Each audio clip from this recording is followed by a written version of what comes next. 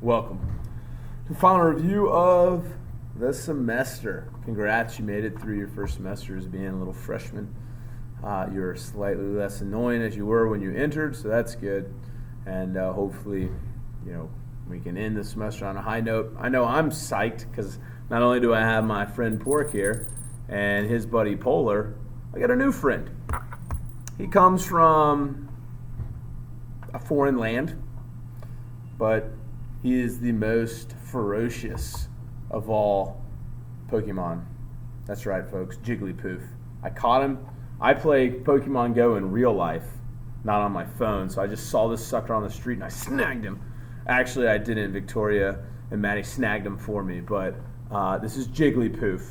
He's our friend. He's here to hopefully not sing you a song and attack you, but hopefully to help you out with a little AP government. He may become a Wigglytuff if something happens. I tried to find out stuff on Wikipedia about this, but did not work out. So I just became instantly lame, and so I had to stop. But I know he could become a Wigglytuff, but hopefully not because I love him as Jigglypuff. So Jigglypuff's going to help us out with these right here, 15 topics on the exam. We're going to go through them real quickly. I hope not to take too long because I'm cold and I want to get out of here before the buses leave. So let's do this. Number one is federalism. And I probably gave this out to you guys in class, but I put a new version online. So it's there, I think. You can just check it out. But federalism, division of power between federal and state government. Two types, cooperative and dual. Dual is the first type. It ends with the New Deal. Cooperatives the new type. Ever since federalism began, though, until kind of the 80s, it's been getting more and more power, right? And the power that it's getting is going towards the federal government, not the states. Because remember, it's a division of power between federal and state government, but that federal government keeps getting bigger and bigger, like Jigglypuff keeps getting bigger and bigger. And we didn't know what to do. And so in the 1980s, Ronald Reagan comes up with this thing called the devolution revolution. It deals with fiscal federalism. But essentially what it does is it tries to return power to the states. And so now when we look at federalism, we look at specific things that give either the federal government more power or the state government more power. So things that give the federal government more power: incorporation, unfunded mandates. You need to know examples of those. The supremacy clause, commerce clause, right? Things that give the state governments more power. First and foremost, the 10th Amendment kind of creates this idea of reserved powers. So the 10th Amendment, know that nothing is specifically listed in the 10th. It just says anything not delegated to the federal government reserved to the states. Block grants give the states more power back. There's some other stuff as well. I just kind of am forgetting. So that's federalism, though. This idea that the federal government and the state government are supposed to be separate, but now they're working together, but the federal government kept getting more and more power, but now we're trying to give power back to the states, and you need to know how we do that. Next up is the Electoral College. The Electoral College is there a lot. It's actually today. Today is the Electoral College vote. So if you're holding out hope that Donald Trump was not going to be your president, today you will know for sure. But more than likely, those voters are going to vote the way they're supposed to. But Electoral College is how we elect the president. So the president's not elected by the people. Neither was the Senate according to the original Constitution. That was the 17th Amendment. But the Electoral College is voted on, or it's who votes for the president, okay? And the way you get these electors is you have to win a plurality of the states' votes in all the states except for two. It's called a winner-take-all system. Whoever wins the most votes gets all of the Electoral College votes. And that's a huge deal. So you need to know the most votes is also called a plurality, the highest percentage. You need to know that. You need to know how that affects the Electoral College. The way it affects the Electoral College is no one goes to the big states that are already decided. Like California is always going to be Democratic, so no one goes there. They go to swing states like Ohio and Florida, large states that could go either way. And that's how the Electoral College kind of changes, or at least creates a strategy for people like Hillary Clinton and Donald Trump. Electoral College makes it very difficult for third parties to win because they don't have the ability to ever win the highest percentage of votes. They could take some votes away and ensure no one got to a majority, but it's not a majority, it's a plurality. Whoever has the most votes wins, and they're never going to have a plurality. They're never going to be able to beat both of the big parties. Next up is checks and balances, separation of powers. Guys, I don't need to tell you this. You can go in on your book, you can Wikipedia it, you can do whatever you want to, but you need to know the powers of Congress, Article 1, Section 8. You need to know the powers of the President, Article 2, Section 2. Supreme Court, Marbury versus Madison. You need to know how they check each other, okay? So you need to know checks on the legislative branch. President can veto, Supreme Court can rule unconstitutional. Checks on the I think that was the legislative branch. If I said that, I may have mispronounced it, but that's the legislative branch. Checks on the executive branch, override a veto from Congress. Supreme Court can rule actions unconstitutional. Senate's got to pretty much check all appointments, all treaties. The House and the Senate can impeach. House impeaches, Senate holds a trial. So all of that is some checks and balances. Next up is voter turnout. They're going to ask you about voter turnout. They're going to ask you two questions. Why is it low? How has the federal government tried to increase it? And they may also ask you the factors in voter turnout. Reasons why it's low: we just don't care. We have a low level of political efficacy because we don't trust the government. We're very apathetic. Some of us lie and say we're too busy because it's on weekdays and we can't get off of work, even though it's kind of a holiday type thing and you can vote weeks in advance. But whatever, just say it. People say they're too busy. Other reasons why is you can't vote unless you're 18, so you guys can't vote. That's a huge reason why voter turnout's down. There would be more voter turnout if we had less restrictions. Felons can't vote either. Things that have been done to increase voter turnout. There's a lot of amendments. There's a lot of laws. Voting Rights Act of 1965, motor voter law, both are supposed to increase voter turnout. And then amendments 15, 17, 19, 23, 24, and 26 all increase voter turnout. You're going to have to go and figure out what those say. I'm not going to tell you. And then factors in voter turnout. So who's going to vote? I'm going to vote more than you because I have more of an education. I have hopefully a higher income, and I'm older. So factors in who votes: age, income, education. Okay, the more of those you have, the more likely you are to vote. So that's voter turnout. Understand, we've turned out less than anyone else. Not less than anyone else, but we're at the very low end of democratic nations in the world. Some countries have 99% turnout, and I think it's because it's against the law not to vote there. I think that's like Australia. This guy would know nothing about Australia because he's freaking from Antarctica. You would melt there. You're like, no, I wouldn't melt. I'm a bear. I'm not ice. Whatever. You wouldn't be comfortable, okay? Koalas would hate you. Koalas would hate this guy. That's all right, though, because Pork would be there. And Pork would take out those koalas. Freaking koalas. They're just cute and cuddly, but they don't have anything on this guy. And then if they got a little rowdy, then we just have old Jigglypuff come in and sing like a sweet, sweet song. And then just go nuts on him. Jigglypuff. Not a wiggly tooth, just a Jigglypuff. So there we go. Campaign finance, holy crap. It's on my board. It's been there forever. So whatever. BCRA, PACs, super PACs. You need to know all of that. But the reason why PACs and super PACs or the reason why super PAC's okay is because it's a First Amendment deal. I can spend money on anything I want to spend money on. The federal government can't tell me that, whether it's an election or a Jigglypuff. BCRA outlaws soft money, raises hard money. The original one was in 1973. It's the FECA, which creates campaign limits. It creates the FEC, which is the election police, and creates these things called disclosure requirements. You have to let someone know if you're getting $1 million from a Jigglypuff type figure. And then you start making rules about Pokemon Go. Everyone would realize, hey, you're probably just doing that because Jigglypuff chipped in like $1 trillion. So that's all that good stuff.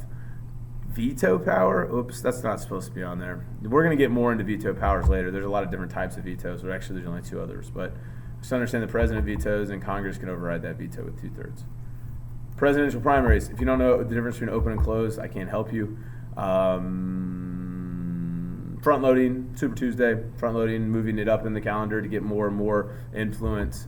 Super Tuesday is used to counteract front loading. Understand a caucus is not a primary. It's less democratic than a primary. It has more party control. It's where party officials sit down and talk about who they want their presidential candidate to be. So it is not a primary. Primaries are relatively new. They've started in the 70s, and they keep getting more and more power because they're more democratic. Caucuses are less democratic, but they give the party more control. So make sure you know that. Federalist Papers 10 and 51. 10 factions. How do we stop factions? Large country, so getting rid of the articles and creating one large federal country, which creates lots of factions, and then a Republican style of government. So you're not just having the people vote, but you're having the people vote for representatives to then make the laws at all levels, right? Federal and state. So it would be impossible for one faction to gain control of our entire government. It just would not happen. There's so many government seats in the state and the federal level that it couldn't happen. Ooh, I am tired. But that's all right, we're almost done. 14th Amendment, selective incorporation. If you don't know the definition of incorporation, I I don't know why. You don't know that. You should know it. Anyone that gets that one wrong, I'm going to send old Jigglypuff over to sing you a sweet, sweet, sweet song. And we all know what happens after Jigglypuff sings a song. It's not good. 14th Amendment, its role of incorporation. It is the tool used. There's 2 clauses in the 14th Amendment, equal protection and due process. You do need to know some specific selective incorporation cases. The ones that I see the most on the AP exam are Mapp, Miranda, Gideon. But get low could be there. Right to privacy, they like to ask that a lot, even though it's not actually in the Constitution. Griswold versus Connecticut creates a right to privacy. So you might want to know that. That's used in a more famous case, Roe v. Wade, which everyone should know. Political socialization is the process and how you acquire your political beliefs and behaviors. Your family is the number one factor. Critical election precedes a party realignment. If they're going to ask you about political parties, they're going to ask you 2 things. What are their goals? Gain control of the government, win elections. And then the history of political parties. And here's the history of political parties without talking about the Whigs and the counter-Whigs and the whatever the heck else we got out there. I don't really know any of those political parties because it's irrelevant because we're not a history class. But they're going to ask you why there's been a change, what that is like, and that's called a party realignment. It's when one group of voters go from here over here. That's a party realignment. Why does it happen? Big issues, social issues maybe. Wars have created party realignments. The civil rights movement created party realignments. You need to know, though, just to be able to predict them, and critical elections will show you that a party realignment may be happening. A critical election is when a large group of voters shift from one to the next, and then a party realignment is making sure those voters stay there for the next few elections. So we don't have a lot of critical elections anymore because we don't have realignment, we have de-alignment. So you might want to know what de-alignment is. The mass media, another 3 roles of the mass media. We just had a test over that. Gatekeeper, scorekeeper, watchdog, horse race journalism, agenda setter. Make sure you know where those go and how they go there. You should know that, though. All right, Articles of Confederation and the Constitution. They're going to ask you a lot about this, and essentially it boils down to is the Articles created the weak central government. You need to know how. You need to give me some examples of that, such as they couldn't tax, they couldn't raise an army, whereas the Constitution creates a strong federal government. And then we get into Federalists versus Anti-Federalists. Federalists wanted a stronger central government. Anti-Federalists did not want one. And then we get into the Bill of Rights. The Bill of Rights was created because the Anti-Federalists wouldn't ratify a Constitution unless they knew their rights weren't going to be taken over, so they had to put it in the Constitution, which then leads to incorporation because the Bill of Rights are only there for the federal government, not the state government. So we could go on and on and on about the Articles of Confederation. That's going to tie into the historical and philosophical basis behind our Constitution.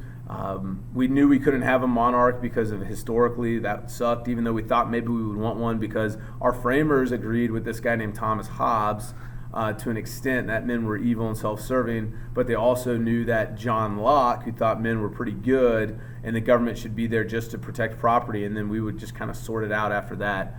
They believed in a little bit in that as well, and you see Locke in the Declaration of Independence, but you really see Hobbes in the Constitution, which is why we have this idea of separation of powers, 3 different branches, ambition to counteract ambition, and that goes back to the Federalist 51.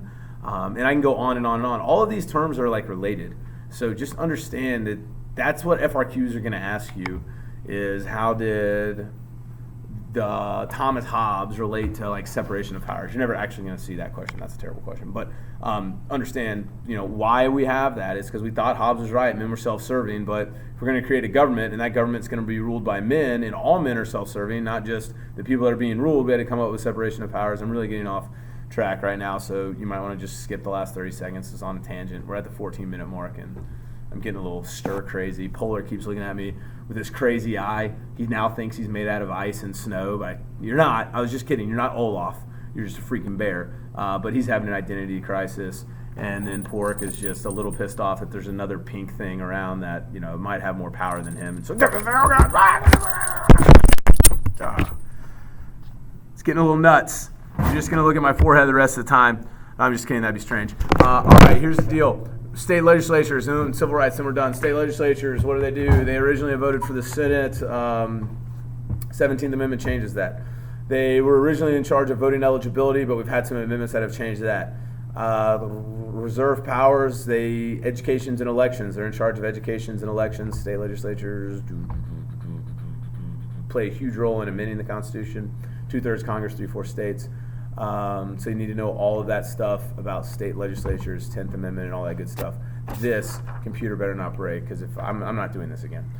Civil rights, last but not least. We already talked about civil liberties. Make sure you know civil rights. So Plessy versus Ferguson, Brown v. Board, Jim Crow laws, what gets rid of those? Poll tax, 24th Amendment, Civil Rights Act of 1964, bans discrimination in public accommodations. That's constitutionally correct because of the Commerce Clause. Brown v. Board only desegregated schools, so we had to have something to desegregate like Zaxby's, and that's what the Civil Rights Act of 1964 was. But then Jim Crow laws would make it so minorities couldn't vote, so we had the Voting Rights Act of 1965 to get rid of the literacy test. We had to amend the Constitution. 24th Amendment gets rid of the poll tax. And then we have other civil rights movements like the women's movement. 19th Amendment gives women the right to vote. Title IX allows requires schools to fund extracurricular activities equally between men and women. Same-sex marriage, Windsor versus United States, 14th Amendment deals with all of that. And the civil rights, every civil rights movement is based on the Equal Protection Clause of the 14th Amendment. Civil liberties are for the Due Process Clause, and they're for individuals. Civil rights are for groups of people, and I just named a lot of those people. So you should be ready to go, okay? Good luck. If you have questions, you can email me, but understand this. As long as you try your best, everything's going to work out. Your life does not depend on this exam or any exam you're taking these next few days. So just relax, try your best, and then own whatever you get. If you know you've tried your best, then awesome. And if you don't try your best, then accept that as well, and don't go complain about how people don't teach you or whatever. No, you just don't learn very well, or you don't study, and that's okay. I mean, if that's what you want to do. But just relax. Best of luck. You will be fine. Polar wishes you the best. Still kind of wondering if he is a freaking ice cube. Jigglypuff says good luck to you, and he hopes you all become Wigglytoofs one day. And then obviously the man, the myth, the legend, Pork. You know, every time a bell rings, Pork gets its wings. So he's going to fly away. And I wish you nothing but the best.